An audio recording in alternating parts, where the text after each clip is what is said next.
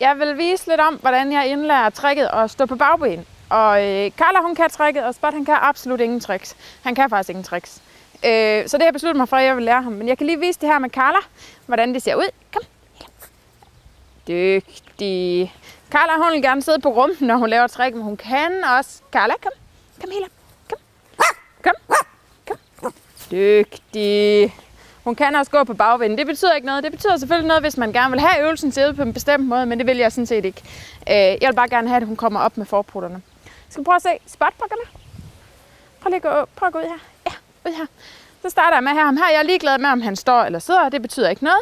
Holder en lille godbid foran næsen på ham, og lige så snart han hopper op for at tage den, så markerer jeg med klik eller dygtig og belønner ham. Dygtig. Du var god til det. Dygtig.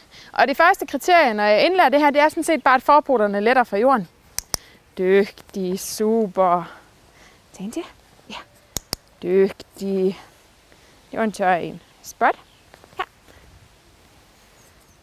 Dygtig. Og nu er han faktisk allerede oppe i noget, der ligner at stå på bagben. Ja.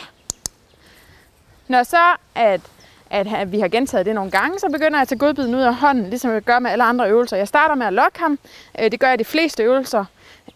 Og så fjerner jeg godbiden fra hånden og siger, Spot, kom, kom. Dygtig.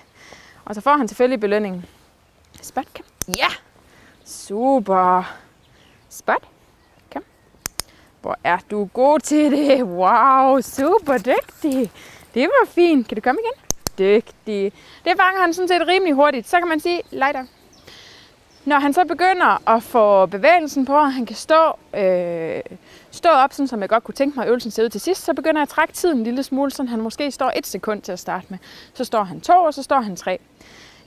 Når så han kan det, så begynder jeg at sætte kommandoen på.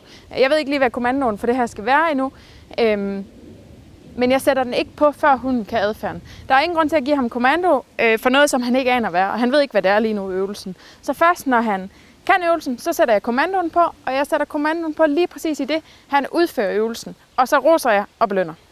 Spot, skal vi lige prøve en gang mere? Kom. Dygtig, hvor er du god til den?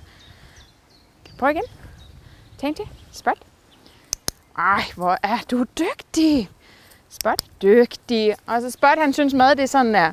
Det er en semi-god belønning, så indimellem så holder jeg lige en pause, og så fortæller jeg ham, at han er rigtig dygtig, og så får han et eller andet at lege med. Det er nemlig meget sjovere. Man kan også godt bruge legetøj til indlæring, men det bliver lidt mere hektisk og lidt mere stresset. Og jo mere stresset hun er, jo dårligere indlærer den. Så som udgangspunkt, så bruger jeg sjældent legetøj i indlæringen. Det bruger jeg til gengæld, når hunden kan øvelsen. Ja, du er god til det. Slip. Den sidste. Kom. Ej, hvor er du dygtig. Super. Det var fint. Ja, okay. Okay. Dygtig.